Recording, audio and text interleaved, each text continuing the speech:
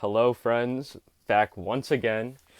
Smokey Hours recap. UFC Fight Night. Gaziev versus Rozenstruik. I was saying in my prediction video, this card is a filler card, no doubt, but it had the potential to be a great card, and it actually did deliver. It was a very good card. It was very entertaining. A lot of good finishes. A lot of people got actually knocked out. 2024 Knockout of the Year contender coming early, delivered by none other than Vicious Vinicius Oliveira. We might have to call him after that one.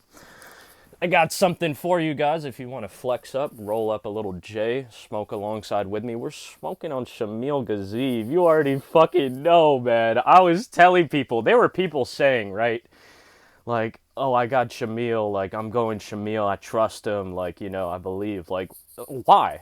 Why the fuck do you trust him? Like, I picked Gaziev for a little bit of context, actually, for people that don't know still. Gaziev was obviously headlining. He was in the main event for last night's fight night. Hence, Gaziev versus Rozenstruik. Gaziev, however, was given this main event for his second UFC fight. This was his last fight. Last night was his second fight in the UFC. In his first fight, his first UFC debut, I want to say, don't quote me on this might be incorrect, I want to say it was on UFC 297. Leon Edwards versus Colby Covington. And he was the first fight. He was the first early prelim opener. He kicked the shit out of Martin Buday, who I picked. I picked Martin Buday to win that fight because Martin Buday was on a winning streak. He didn't look like a world beater, but he looked good enough to beat multiple guys in succession. At least put a stamp on it too. Like, take some damage in these fights, show a little bit of fortitude, push through adversity, all that good stuff. Gaziev came out, absolutely violated Martin Buday, though, on the feet. Just consumed him. He consumed him. On some Aldrich, the fucking devourer of gods. He literally devoured Martin Buday. Now, when I saw that he was headlining this fucking card, I was like, whoa, whoa, whoa, whoa, whoa, whoa, whoa, whoa, whoa, whoa, whoa. That was spooky enough, right? Now, imagine my surprise come Wednesday or Thursday when I'm really, like, trying to last second put out my video, and I check the odds just to see, and Gaziev is the fucking favorite. Like, what was going through people's minds? What was Vegas smoking on? Like, it was crazy, man. And I know, of course, you can always say this, like, oh, that's, it's cool to say all this stuff after the fight, after your pick wins. Yeah, that's very true. But there are some picks we have to understand that, like, it's just like, what the hell, man? Like, I don't know what the fuck was going through some people's minds. And it's not like, I picked Jamie Pickett in this card, but the difference is, I gave a disclaimer, my Jamie Pickett pick was 100% emotional. I was saying Eric Anders wins that fight 7 out of 10 times, legitimately. And if you really are just concerned with picks or you're gambling, do not tail my Jamie Pickett pick. Because it probably won't end well. It almost did. It really almost did. We'll get there when we get there. Alongside Jamie Pickett, we saw another dude, Tyson Pedro, obviously retired. 2 dudes retired last night off of losses. It is what it is. But they were good fights. Started with a finish. Technically ended with a finish as well. And had some finishes sprinkled in between. I went 7-4. If I didn't pick emotionally, it would have been 8-3.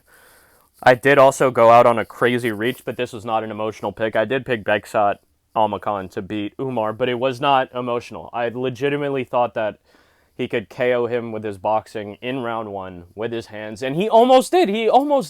Umar showed an unbelievable recovery, though. Literally got dropped bad, recovered, smoked him the rest of the fight. It wasn't close. There are people saying, like, yo, Warrior to... and that's the thing, right?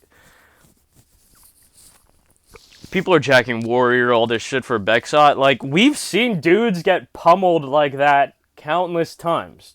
Like, they land one good shot, they might not land a single good shot, and they just get pummeled the entire fight. Sometimes 2 10-8s in there, like it was last night. And we don't say shit about that. We don't say anything about those dudes. We're not like, warrior, warrior. Sometimes we are if they really got their ass kicked.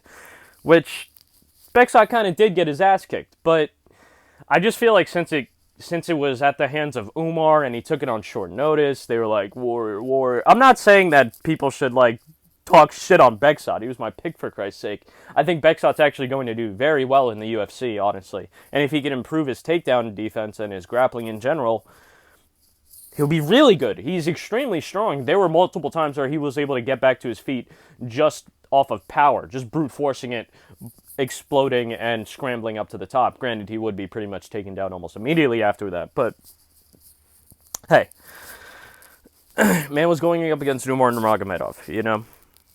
And he almost beat him. He almost beat him. Not in terms of a decision, but in terms of just a fight. He dropped him. He came closer to finishing, like, Umar, there were points where Umar came close to finishing Bekzat. But they weren't much further to being a finish than Bekzat, had in the first round. That might sound like a little bit of cope, but if you really think about what I'm saying, I don't think it will be that. Granted, Umar had multiple more chances, kind of fight-ending sequences, or the potential to be fight-ending sequences. Smoking on Shamil Gaziev. We're not smoking on anyone else because everyone else did their job. They did their thing. People went out. They did what they had to do. Some people took L's, but that is what it is. It is what it is.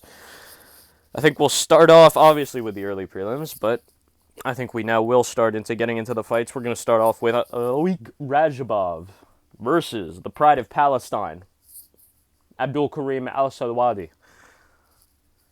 Now, a lot of people had Abdul-Kareem Al-Selwady in this fight. Loic was an underdog. I'm not going to say I don't know why. This one kind of made sense. I was trying to tell people, though, I said this again in my video, my prediction video, this is a case of the better fighter coming in with bad momentum, being Loic Radzhabov, and the worse fighter, I actually didn't say worse, I said prospect, and he's facing a prospect with good momentum. That's really what's happening here. Like, that's what I thought this fight was, and that's what it was. People were expecting, I think, Abdul to maybe come out and KO Loic Radzhabov. If you just look at their records, this man, Abdul-Kareem, be getting KO'd himself. And actually, there's a couple losses that I saw. I forget. There was one really bad loss that literally made me switch my pick. My initial pick was actually Abdul-Kareem. He was fighting some Asian dude, and the Asian dude knocked him out with a head kick, or it was like a knee. It was supposed to be a head kick, but like I think maybe the knee connected. And it was so bad. He killed him. And I was like, holy shit. Like, because before that, not only before that, like, did he get fucking finished, first off, KO'd by this Asian dude, he actually basically got dropped. He, like, took a knee. Like, right off rip, they went in for a big exchange. He gets touched on the chin, takes a knee. Not for the first responders. This is Abdul I'm talking about. This is Al-Selwady I'm talking about. He took the knee. He's been KO'd in a couple of his fights. Loic has only been finished by KO-TKO a single time. People thought he looked good against George Hardwick. Here's the reality. People jacking George Hardwick heavy. There's a reason why they made that motherfucker George Hardwick fight on Dana White Contender Series, and they didn't just put him in the UFC, okay? You have to think about that. There's a real big reason why. There's a huge reason why. I'm just going to leave it at that. That was your mistake. I've made mistakes, but that was your mistake, okay? There's a reason why they made George Hardwick fight on Dana White Contender Series, and they didn't say, here, just come in the UFC, please. Okay? Moving on. My pick went through. Loic smokes. He smoked. Abdul-Kareem Al-Selwady. I actually missed most of this fight. I was in the shower and I just took a little bit too long. I kind of lost track of the last few minutes type shit. I thought I had a little bit of time to sneak in a quick little ratty shower. I came back like 2 minutes, 40 seconds, somewhere around there, somewhere on the north side of the first half of the second round. And from the commentary, it sounded like it sounded like Loic had won the first round. just off of the commentary. And they said they were talking about head kicks or something, so I don't know if I missed, like, Loic Rajabov fucking head kicking Al-Selwady and hurting him. I don't know. I hope I didn't miss that, but if I did, it's okay. I'm not going to go back to watch it. Not too stressed, because I saw the finish. Abdul seemed to be getting more success literally when I sat down to watch, which scared me. I was like, now this motherfucker's going to start winning when I actually come to watch. Second round ends, third round starts. Loic just lays him out, sent him to hell. Great work by Loic Rajabov. Honestly, unfortunately for Loic, there were multiple other KOs on this card, and they were better. They were. But his wasn't bad. It was a good knockout. It was just there were others that were more spectacular, literally. Or brutal. It wasn't particularly brutal or spectacular beyond what a finish normally is, what a KO normally is. Spent a lot of time on the intro ramble and this first fight, so I'm just going to move on. Ludovic Klein versus AJ Cunningham. Great fight for Ludovic Klein, at least. AJ Cunningham kind of just got his ass beat the entire time, but he showed insane toughness, insane heart. He was getting hit by monstrous blows, and you could see the reaction from his body, but he was taking them well until he couldn't anymore. Ludovic Klein, absolutely academic performance from Ludovic Klein, was going to the head and to the body, maybe touching the legs here and there, like if there was nothing else. AJ Cunningham, to his credit, fought back. He didn't just take every single punch. There were times where he would throw back and sometimes touch Ludovic in return. Nothing too crazy. Ludovic Klein was in total control of that fight. KOs him, or I guess technically TKOs him. Rips him to the body, I think, with a kick. After hitting him in the head with a head kick, like, absolutely beautiful finishing sequence. Hats off to Ludovic Klein. And it was nice. It was a great prelim. Like, first 3 fights, 3 finishes. Nice. And all KO, TKO. Very nice. Moving on. Christian Leroy Duncan versus Claudio Ribeiro. Now, I was a little spooked about Claudio Ribeiro because he's a strong dude, powerful dude. Ultimately, there were 2 things that kind of swayed my pick towards CLD. One was CLD's form, you could say, like kind of in FIFA soccer terms, like his form, how he's been doing recently, the momentum he's carrying into this fight. That was a big reason. The second smaller but not negligible reason was the fact that Claudio Ribeiro got absolutely mollywopped by Roman Kopylov in his last fight. That was kind of that had the potential to be a career-changing knockout, and I think it was, because Claudio Ribeiro did not look like Claudio Ribeiro that we had ever seen before. He looked, dare I say it, gun-shy. He straight up looked gun-shy. He didn't want to get hit really hard. There were times where he was willing to chase and try to knock out CLD, but CLD was able to avoid all of it and then clinch when the opportunity presented itself.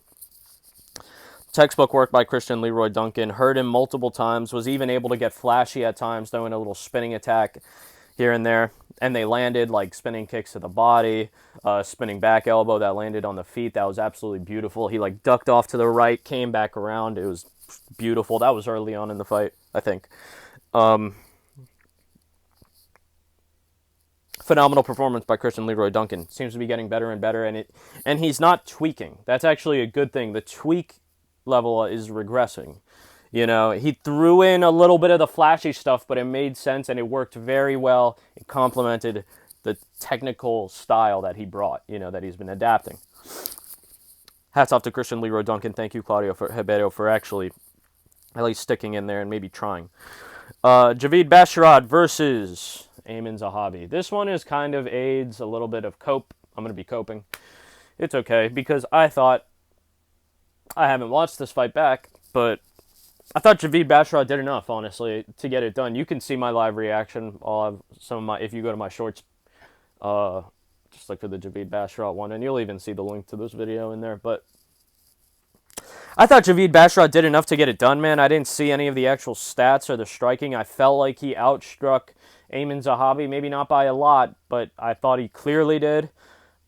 I will concede the point that Amin Zahabi's shots were getting more of a reaction than the other way around, than Javid Basharat's shots on Ayman Zahabi. That's true, but it wasn't like Javid was just touching him. Like, Ayman Zahabi's face got red. He was huffing, puffing, all that shit. He was reacting too. I'm coping a little on this fight.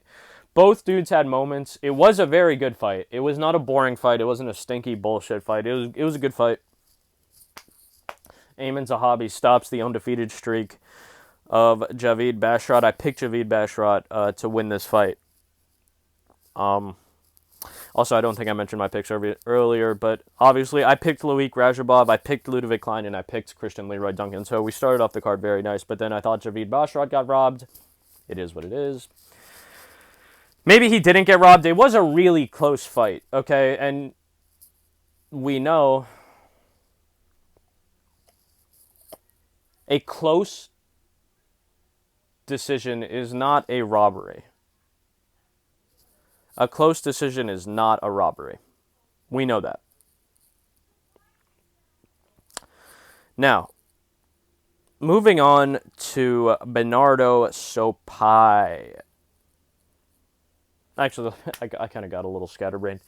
We know close decisions are not robberies. Was that a close decision?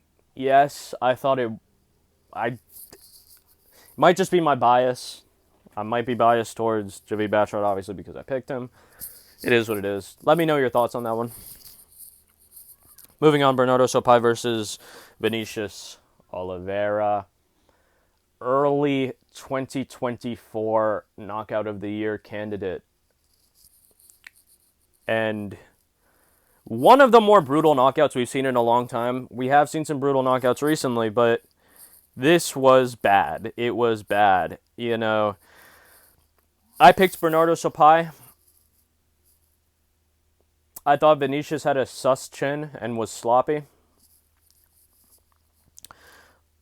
And the fact of the matter is, Bernardo Sopai actually was winning the fight and low-key violating Vinicius, at least in the first round. And then in the second round, he almost finished him. And this is where I think the fight switches, right? Everyone knows that the fight changes like roughly halfway through the second round. I think the biggest mistake was that Bernardo Sopai, Bernardo Sopai,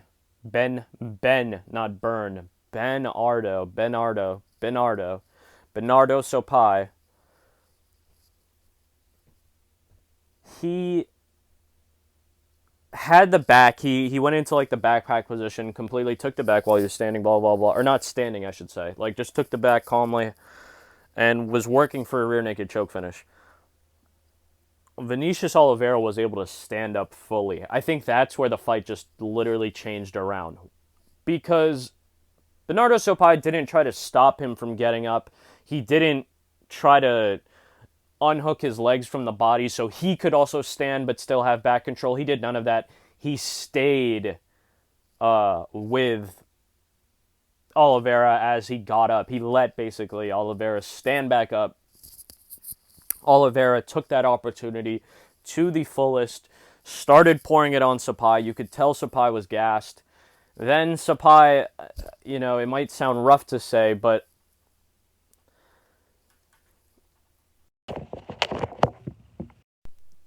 not quit. He didn't quit, but he got broken. He didn't quit, but he got broken. Vinicius Oliveira broke Bernardo Sopai over the next couple of minutes in the third round. And then there was one exchange where just following it, Sopai did quit. And he kept on doing this thing that was pissing me off, man. Sopai was pissing me the fuck off by doing this dumb shit. A lot of you are going to say this is crazy and that I'm bugging out over this, but like, he would get hit. His coaches would be talking to him, and then he'd be like,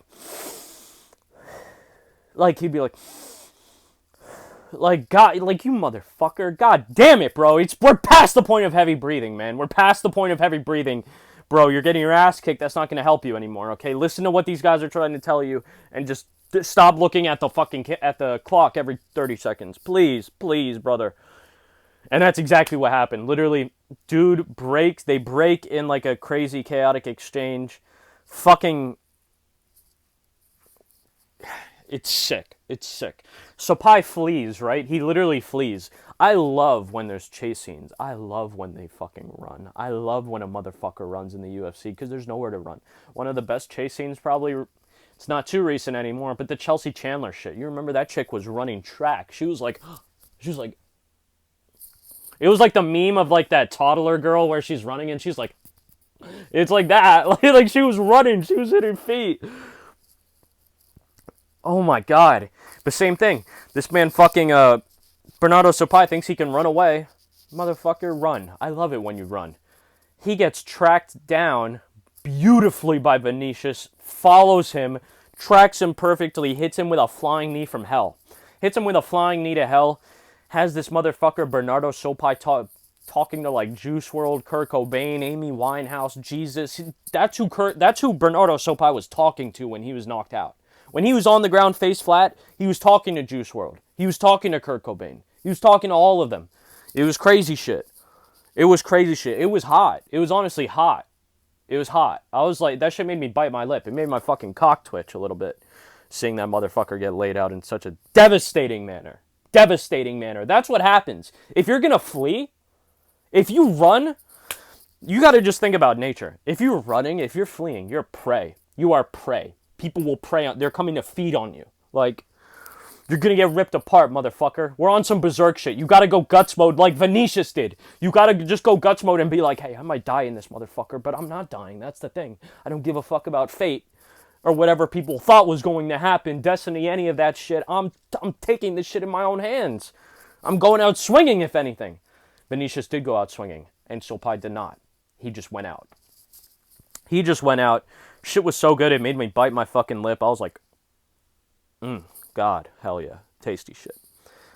Absolutely wonderful performance by Vinicius Oliveira. Honestly, that might change the complete career trajectory of Bernardo Sopai, who actually looked phenomenal. Not phenomenal, but he looked very good before the devastating knockout in the turnaround.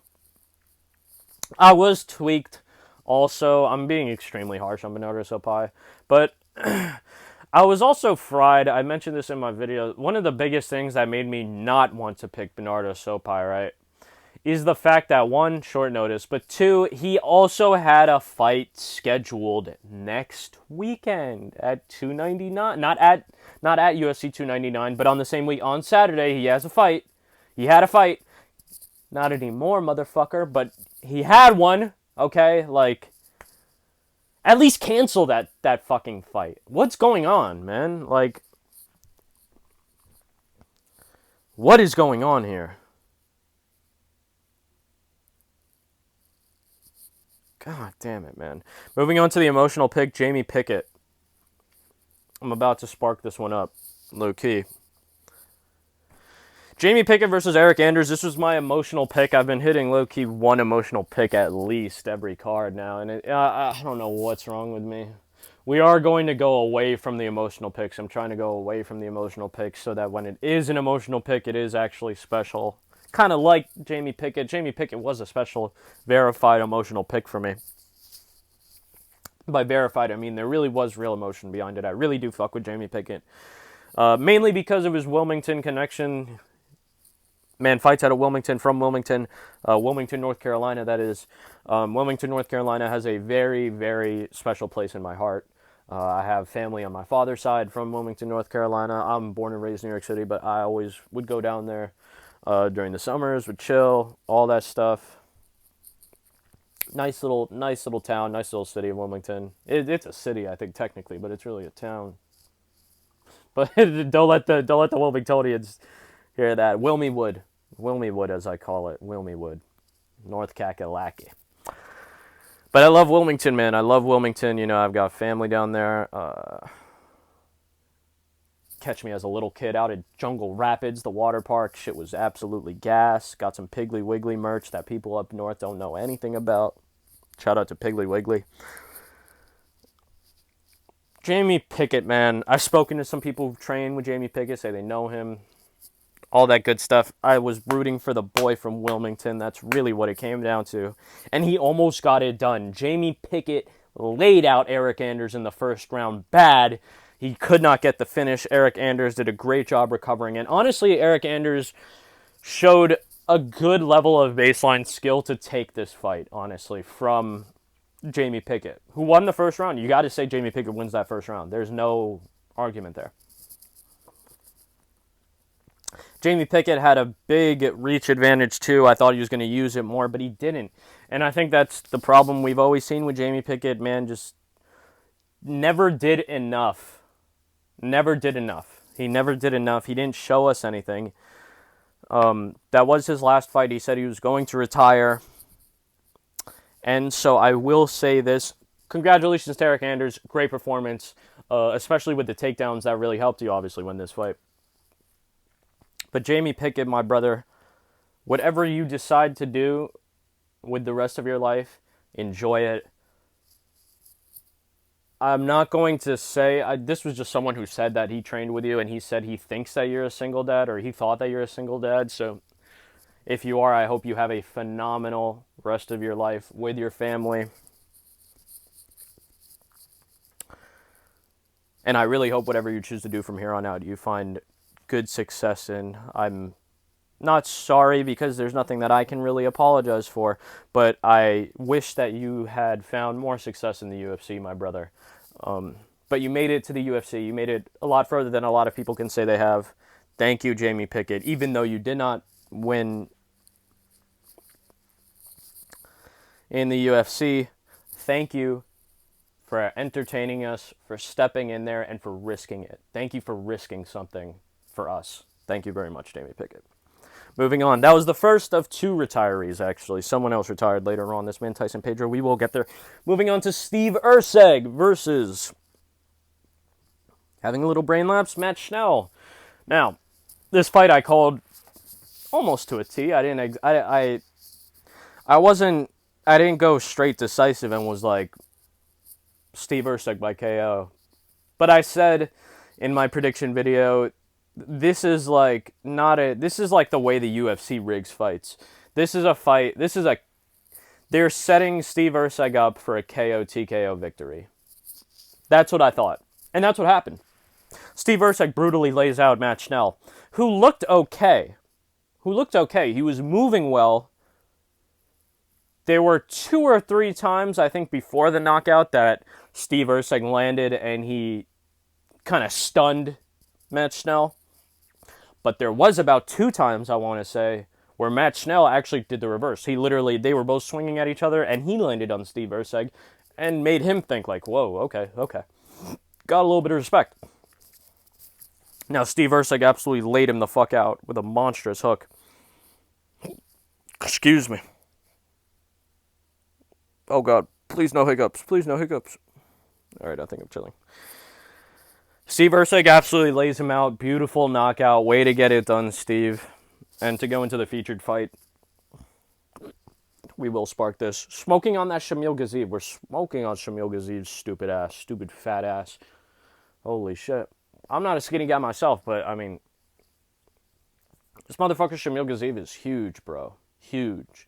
Not huge as in just straight fat, too. Like, I mean huge as in he was notably bigger than Jairzinho Rozenstruik, like, whose nickname is fucking Biggie Boy. Like, anyways, feel free to spark up the Shamil fact.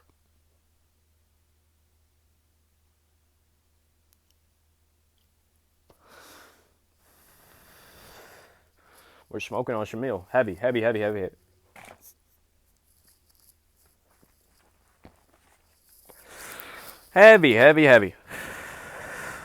Moving on. Beksat Almakhan versus Umar Nurmagomedov. I touched on this in the beginning of my video. I picked Beksat. This was not an emotional pick. I liked Beksat as a gigantic underdog. Because of his boxing, I thought the man really does have very crisp striking. It's just he didn't get the opportunity to show it, aside from a glimpse that we saw right off rip. What happened right off rip was that Beksat comes out swinging, clips Umar on the temple, and fully drops him. Now, Umar recovers insanely, and in a fucking chaotic scramble, ends up on top. The fight goes how you imagine from there. Beksat hung in. He did not get finished, even though he was getting the shit kicked out of him on the ground, at least. And I didn't really like that. Umar was like, "Oh, I feel bad, man. This guy." Like he was talking like Bekshot was like an amateur, and I'm like, "My brother, you stomped his ass, but there was also like before you stomped his ass, he was about to finish you. You were about to wake up asking what the fuck happened." Like, fair enough. Now, Bekshot got controlled, got violated for the rest of the fight. Umar got dropped. I think Bekshot, we will see him have success in the UFC. Man has deadly hands, deadly power, as we saw. He just needs grappling, needs more grappling. I was hoping that Bekshot's...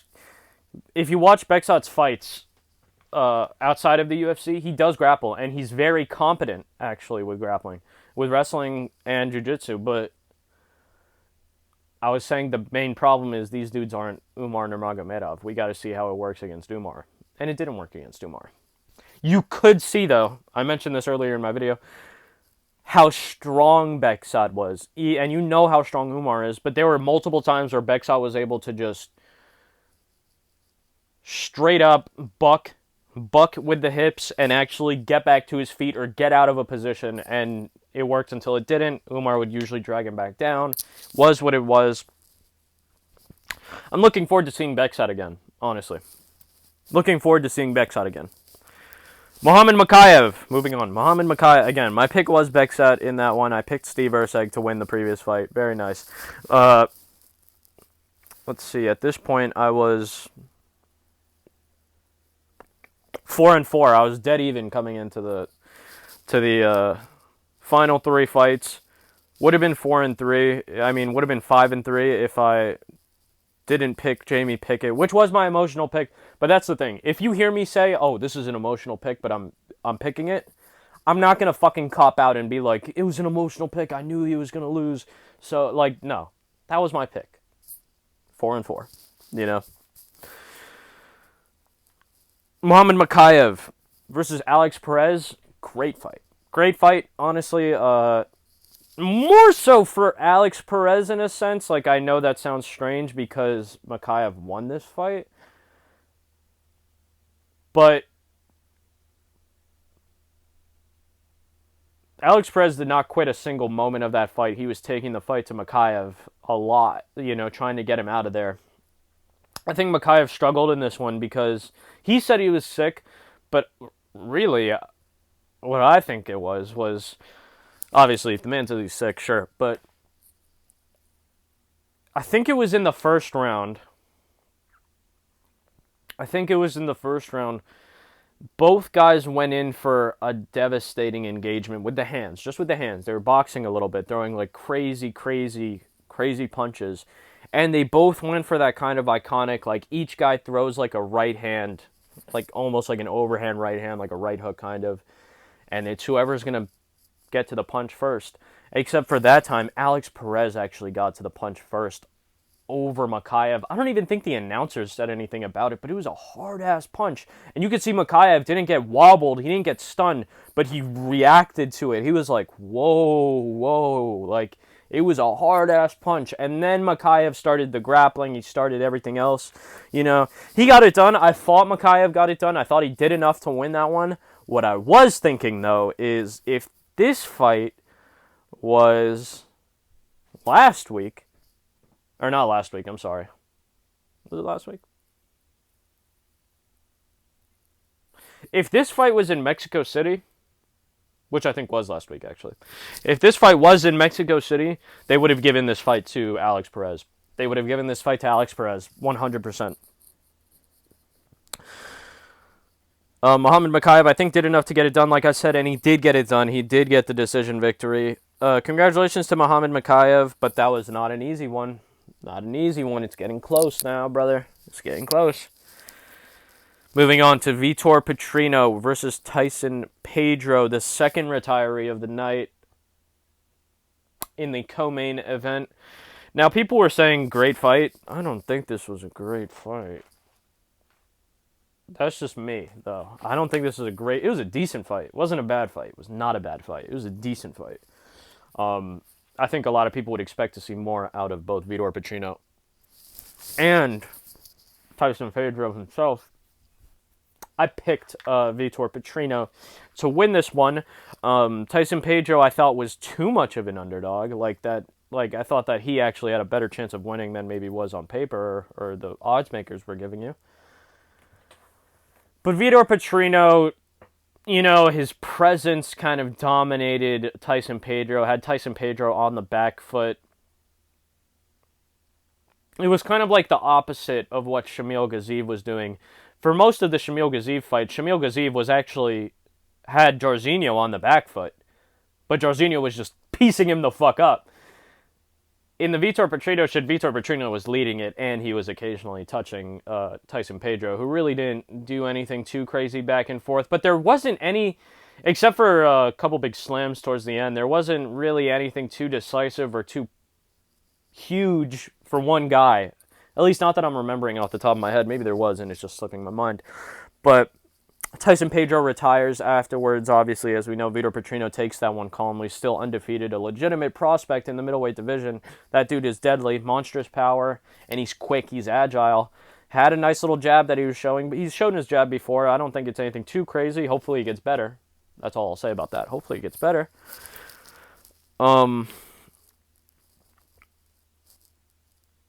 Tyson Pedro was not an easy out by any means, and he got it done. This man, Vitor Petrino, gets it done. Tyson Pedro retires. Thank you, Tyson Pedro, again. I'll give you my little spiel again. Thank you, Tyson Pedro, my brother. You fought a shit ton in the UFC. You did win. You won some, lost some. You won more than you lost. You know, but you fought. You fought well. We saw your career pretty much in its entirety. I think I remember Tyson Pedro getting into the UFC super early in his career, but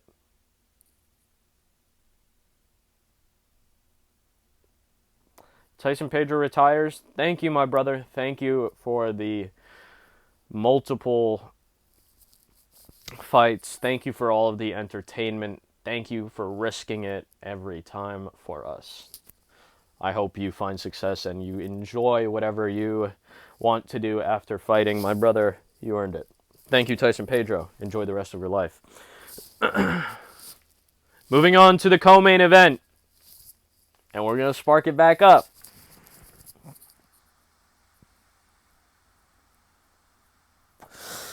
Jairzinho Rozenstruik. Biggie boy. Just doing some incriminating things off camera. Jairzinho Rozenstruik, Biggie Boy, versus Shamil Gaziev. No nickname. Bum ass.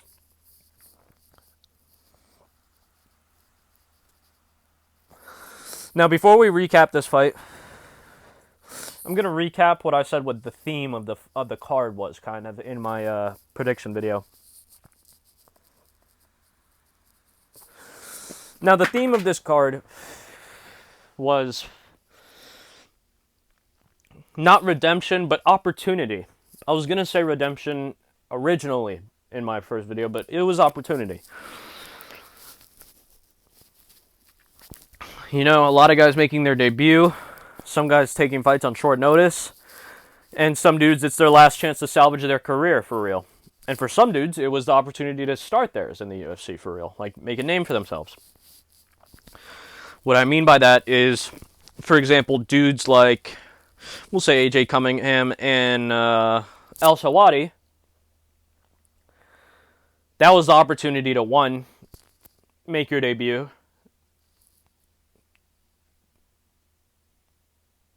and two, kick the door down, respectively. Both failed, but it's okay, the opportunity was there, really. Now, the Jamie Pickett fight, the Bernardo Sopai fight obviously was kind of both of those too. Jamie Pickett, this is the opportunity to salvage your career, and Jamie Pickett, even though he said he was going to retire, it was the opportunity at least to go out on a win, you know? Show us that you had something, which there was almost, that was the outcome, really. You almost showed us something, Jamie, but do not dwell on that. You did great. Again, Bexat, opportunity, kick down the door. Now with Jairzinho, though, the Jairzinho, Gamil, and Shamil matchup. this was a different kind of opportunity. Many of you know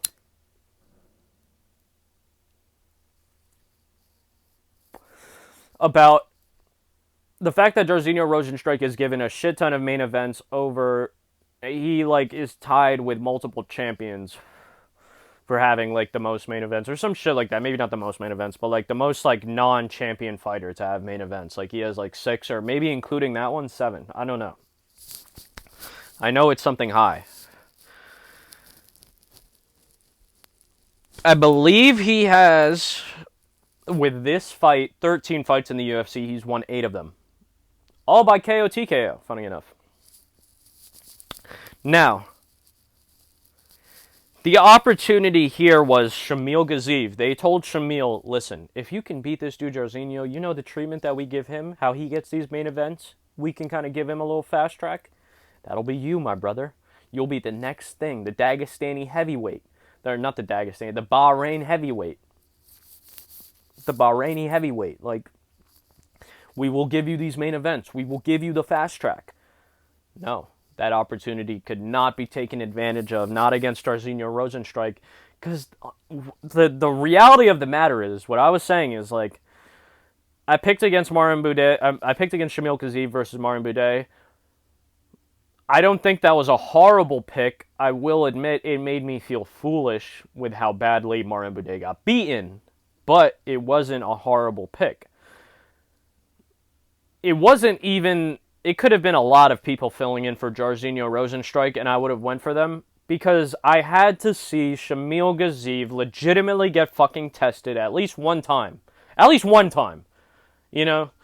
The Marin Boudet shit, he consumed Marin Boudet. He didn't get tested at all. He just violated him, so we don't really know anything about that. That's the same as him KOing dudes on the regional scene, you know? People have to realize that too. When dudes just violate, it's the same thing as them violating on the regional scene, unless they're doing it consistently in the UFC to good dudes. Marin Boudet wasn't a bad dude, but he wasn't a great dude nonetheless. Jairzinho Rozenstruik is good. We can't say he's bad. He's good. He's good. And I think John Anik was talking... Someone was saying it. Not John Anik. Someone was talking about the negative connotation of gatekeeper. Yeah, there is a negative connotation with gatekeeper in MMA. In all combat sports, pretty much. But in all sports. But this was the time where, yeah, you actually have to prove that you can get past some of these dudes before we give you these big opportunities. Shamil Gaziev shouldn't have been given this opportunity for the main event. As for how the fight actually broke down, in the first round, Jairzinho looked not scared, but he was very cautious. He was very cautious of the size, power, and just presence of Shamil Gaziev. He was on the back foot. He was still working his jab occasionally when he could, but Shamil was trying to bully him. He was trying to intimidate him, walk him down, bully the fuck out of him. Towards the end of the first round, Shamil did get a big takedown, and it was a very scary-looking takedown. He just yoinked Jairzinho's leg up, kicked out his other leg, brought him down, and controlled him. Jairzinho could not even try to get up. Maybe Jairzinho didn't try, but it looked like he couldn't have gone up.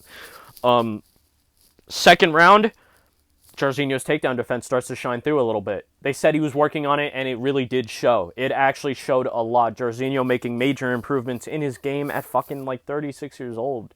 Well, however old he is, that's impressive. That's impressive to me. If you can make adjustments like that late in your career. We didn't see a lot of kicks from Jairzinho. He sometimes threw them out there to the legs. I don't think that was too much, but occasionally it did, at least break up the rhythm of Shamil, whatever rhythm he was trying to get going. But really, it was the jab, and that's what I was commenting on other people's fucking pick videos. I was like, how do you think Shamil is going to deal with Jairzinho's jab? And the number one answer seemed to be, well, he has wrestling. He has grappling that he can rely on, and he has good fight IQ, so he'll fall back on that. And sometimes I would ask, what showed you that? Where are you getting that information from? And people couldn't elaborate. They wouldn't elaborate. There was one person that I asked, I was like, someone was like, yeah, I definitely have Shamil. He's shown me he got this. Or he was like, I'm confident in him. Something like that. And all I said was, with one UFC outing, question mark? And this motherfucker corrected me back on some snarky shit, was like, with one good UFC outing. Like, brother, what the fuck was going on? What the fuck was going on? What the fuck was going on?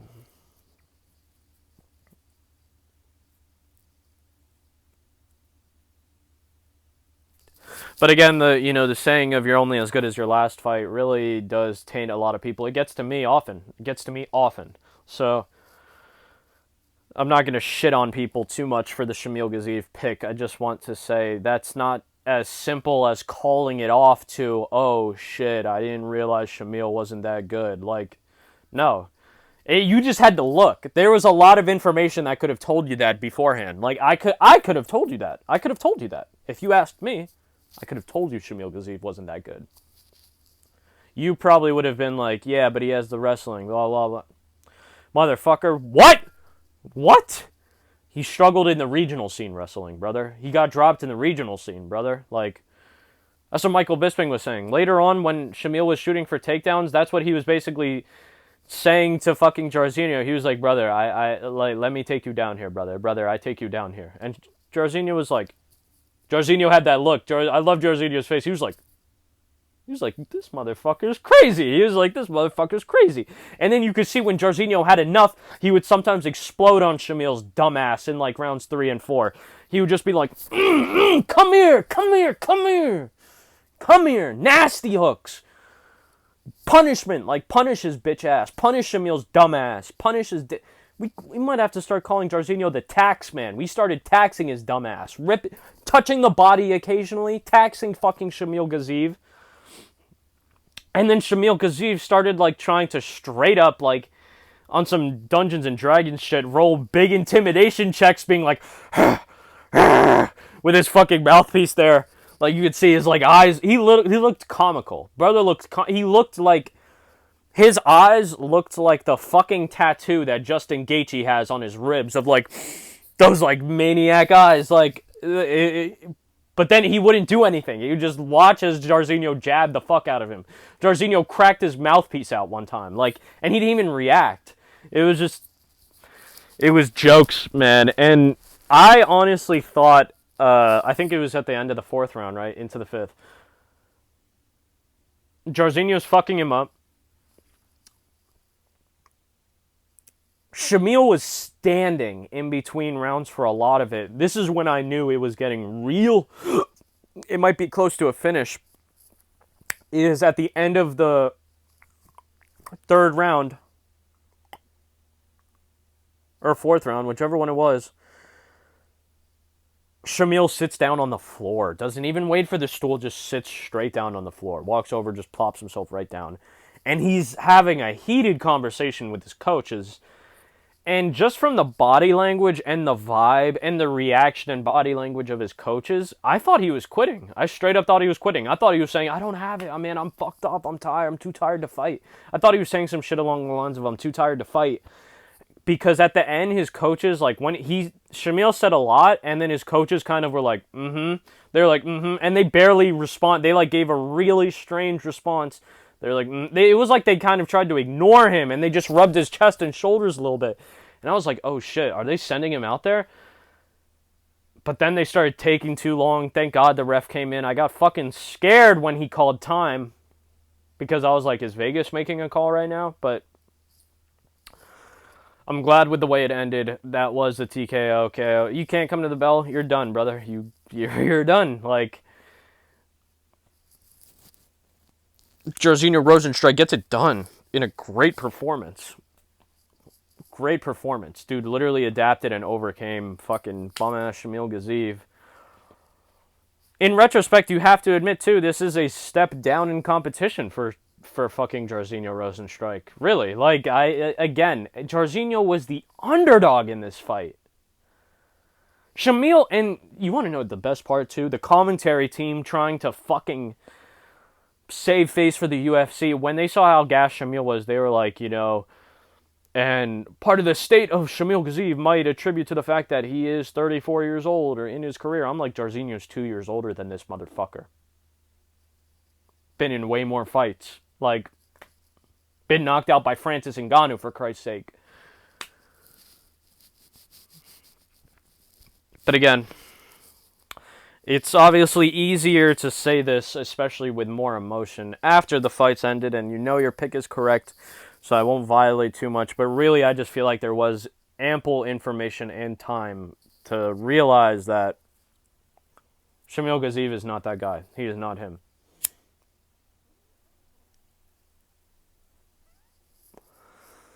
He is not him. Very satisfying to watch. And Martin Boudet sits somewhere smiling. Smiling. Martin Boudet sits somewhere smiling as the sun rises over a grateful universe like Thanos. Really. That's how I picture it. Like, literally with the end soundtrack of Avengers fucking, Infinity War, like the...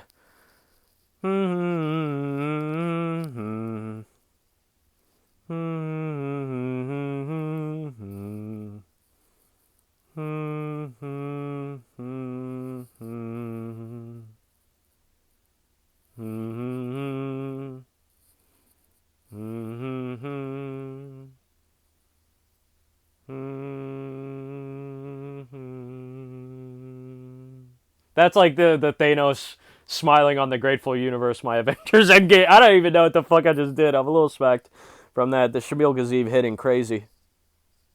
Shamil Gaziev hitting more than his last fight, actually. But we'll see. It was a very good card. You know, filler card, but delivered. Delivered. That's a good filler. That's a good filler. That's like Boston cream type shit.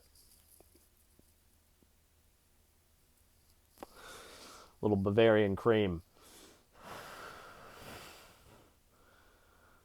Next week should be a banger. I'm having a lot of my boys come through.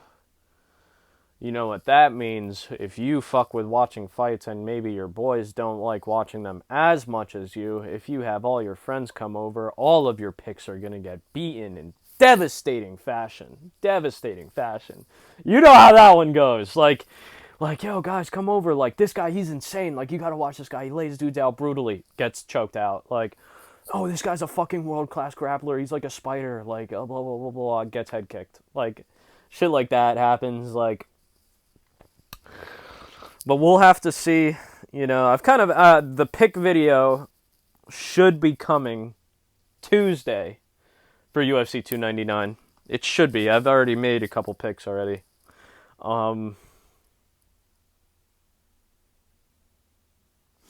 What pick am I most proud about here?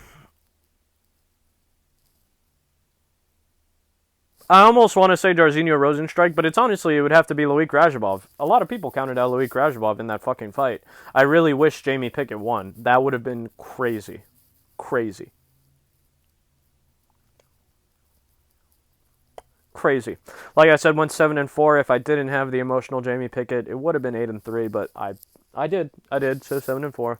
That's fine. If you're interested about my record ever since I've started making these videos, I am 60-46, which isn't dog shit, at least. It's not as good as I was, I feel like, before I started making fucking picks videos. But hey, it is. It is what it is. That is what it is. Hope you guys all have a beautiful Sunday. If you've watched up to this point, congratulations. Seriously. Big kiss just for you. Early on. This video is close to an hour and it's a fucking breakdown. It's basically a reaction breakdown video, which is a bit strange, but hey, I had a lot to talk about. I was rambling a little bit, joking around. We're having a good time. Lazy Sunday. Who gives a fuck? About to smoke some gas. Finish this J. Possibly hit some Crusader Kings 3. Maybe make myself some banana French toast to celebrate. I actually did make a little bit of money on this card, not as much as I wanted to. If Bernardo Sopai and Jamie Pickett won, I would have been balling the fuck out of control, actually. But I did bet. I'm going to be 100% honest. I completely chased my fucking losses and bet straight on Jairzinho Rozenstruik to win, and that actually put me up $20. I bet $30 in total across multiple parlays, straight bets. Some of them won, and then I lost like later fights, but it is what it is. Do with that information what you will. Just rambling on now. I'm just chilling. If you're with me in these last minutes, we're vibing here.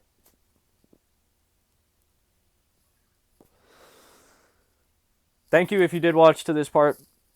I know this one was a long one. Please like the video if you like it. Dislike it if you dislike it, or if you disagree with whatever the fuck I had to say. Let me know if I was tweaking, if I'm just fucking chatting. I know yapping is is what all the kids say nowadays, but chatting is our original. That's some New York shit. That was some more New York shit. Kind of got killed, but it is what it is. If I'm chatting, let me know. Subscribe if you'd like to see more. Please subscribe, even if you wouldn't like to see more. It would help me out a lot. I always appreciate it. I notice people have been subscribing. It's one at a time. But when I started making my picks videos again, I had 14 subscribers, somewhere around there. 24. Hey, we're almost at 25. Almost picked up 10 subscribers from, I guess, a couple months. But slowly but surely, the community will grow. It will grow. I want to start hitting the live streams, honestly. It would be nice to interact with people, more people. If you guys comment on any of my shorts, any of my videos, anything that I post, I'll comment until the thread is dead, until our shit is just dead.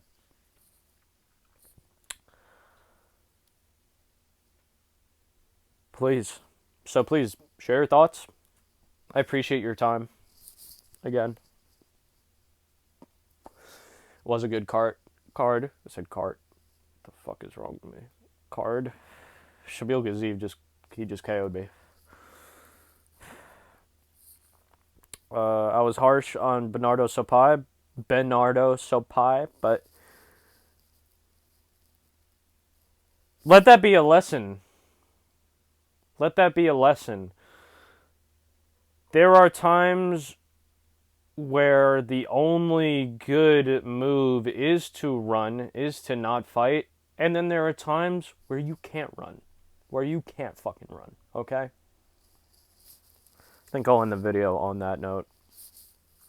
Thank you for watching. Much love, as always.